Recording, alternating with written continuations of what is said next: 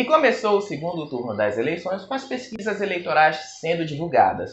E fica aquela coisa, as pesquisas estavam mesmo erradas? São confiáveis agora? O que é que deu errado nisso tudo? O Jornal Nacional fez várias reportagens falando sobre como as pesquisas funcionam e como elas devem ser interpretadas. E muito do que foi dito ali também é uma teoria, mas está muito mais calcada na realidade. De fato, não dá para saber por que as pesquisas erraram tanto a margem para Bolsonaro, mas acertaram as margens de Lula, Simone e Ciro. Ainda que na margem de erro, como foi o caso da Simone e do próprio Lula. A resposta para isso está em duas possibilidades. Ou as amostras foram contaminadas, ou aconteceu uma migração massiva de votos de Bolsonaro com medo de que Lula vencesse logo no primeiro turno. Essa possibilidade de migração massiva de votos para Bolsonaro, os institutos estão tirando dos dados sobre como a margem de votos de Ciro foi muito abaixo da própria margem de erro. Na última pesquisa, horas antes da votação, Ciro estava com 7%, mas poderia ter algo entre 9% e 5%. Ciro teve 3%. Essa diferença de 4% foi para Bolsonaro também.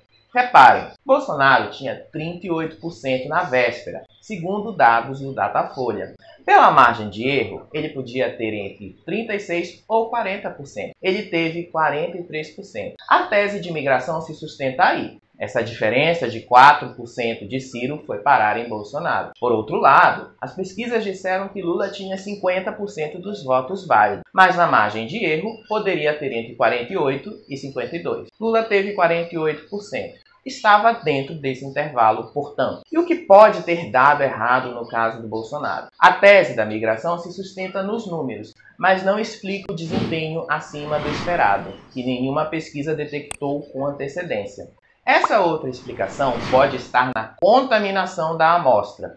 Durante a campanha, foram vários os casos de bolsonaristas que se recusavam a responder às pesquisas ou que eram violentos com os pesquisadores. Teve um bem famoso, inclusive. Isso pode ter contaminado as amostras e deixado um dado diferente ao presidente, sem muita consistência e sem confiança. Essa possibilidade de contaminação das amostras também encontra eco na atitude do próprio presidente. Ele e seus ministros têm estimulado seus apoiadores a não responderem às questões dos institutos. Na impossibilidade de usar o discurso da falta de confiabilidade no sistema eleitoral eletrônico brasileiro, o novo discurso foi adaptado para descredibilizar as pesquisas.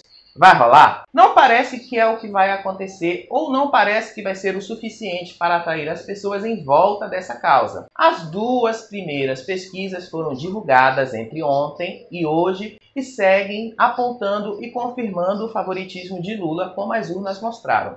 No IPEC, Lula está com 55% dos votos válidos contra 45% do Bolsonaro. Pessoalmente, eu achei que essa pesquisa está muito distante do que as próprias urnas mostraram. A pesquisa divulgada pelo Poder Data já disse que o Lula tem 52% e o Bolsonaro tem 48%. Esse parece ser um cenário muito mais plausível e em linha com o resultado oficial. Uma diferença de 4% a 5%. E pessoalmente, eu sigo acreditando que as urnas vão mostrar isso no segundo turno. Não dá para acreditar que nesse meio tempo Bolsonaro permaneça em 43%, como o IPEC diz, como também não dá para acreditar que Lula teria uma ampla margem de votos no segundo turno. Não foi isso que os resultados concretos do primeiro turno mostraram. Essas pesquisas ainda não detectaram o impacto de Bolsonaro na maçonaria. Nós temos tudo para sermos uma grande nação.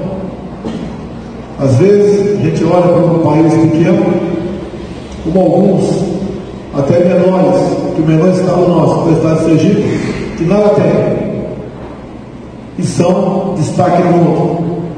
Nós, com todo esse potencial que aqui temos. E falando que comeria carne humana.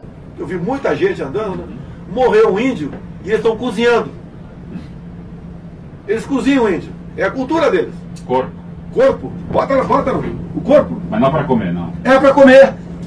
Cozinha por 2, 3 dias e come com banana. E daí eu queria ver o índio sendo cozinhado. Daí o cara, se for, tem que comer. Eu falei, eu como. Daí a comitiva, ninguém quis ir. Vamos comigo lá, ninguém quis ir. Daí, como a comitiva não quis ir, que tinha que comer o índio, eu não queria me levar sozinho lá. Aí não fui. Eu comeria o índio sem problema nenhum. É cultura deles. E eu me submeti àquilo.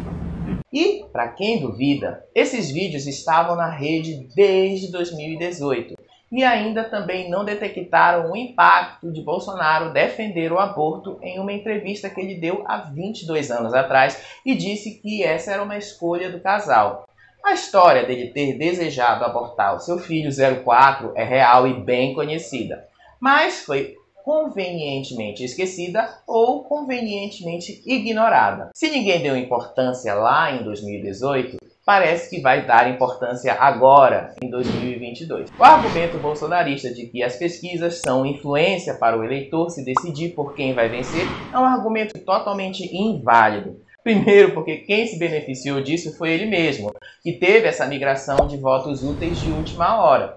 Segundo, porque toda pesquisa serve para influenciar mesmo. Quantos produtos você já não comprou convencido depois de ver uma pesquisa sobre eles? Toda pesquisa serve para isso. Nenhuma pesquisa serve para dizer por A mais B que tudo vai ser igual ao que elas disseram ou apontaram. Por isso que todas as pesquisas têm uma margem de erro. Bolsonaro desmoralizou os institutos, pelo menos para os seus apoiadores. Mas a matemática não está a favor dele. E já dissemos isso aqui. Ele vai precisar trabalhar muito para conseguir de 60% a 70% dos votos de Simone e Ciro que sobraram aí estão disponíveis no mercado se ele quiser vencer. Seja como for, esperem por um resultado muito acirrado no dia 30, algo bem próximo do que o Poder Data está indicando. Foi esse o recado que as urnas deram. Só não entendeu quem não notou o que os números estavam querendo dizer.